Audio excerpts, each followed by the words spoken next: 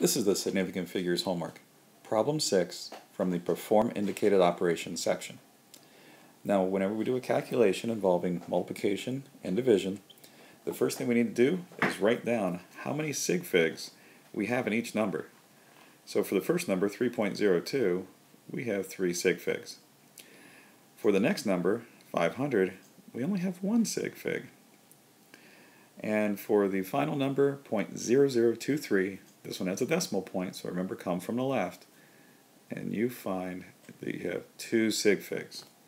Now, why am I doing it this way? Well, remember, in the first number, we have a decimal point, so you come from the left-hand side until you hit the first non-zero number, and you count that digit and every digit after it. So that's why that one has 3. Now, in the second number's case, there's not a decimal point, so you have to come from the right-hand side. And the first non-zero digit we hit there is the 5. You count that digit and every digit after it, but there aren't any digits after it, so that means we only have 1 sig fig. And finally, the last one has 2 significant figures because there's a decimal point, so that means you come from the left-hand side again, look for the first non-zero number, you count that digit and every digit after it. So that gives us the number of sig figs. So then you go ahead and do the calculation.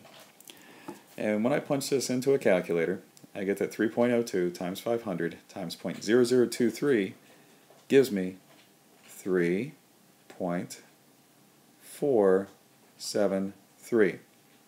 Now, I need the proper number of sig figs on this, and the number of sig figs that you have can only be equal to the one with the least number of sig figs in the original calculation when you multiply and divide.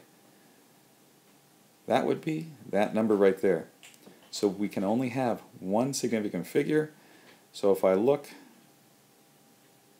at the next digit after the 1 significant figure, it's less than 5. So this rounds to 3. So your answer will just be 3.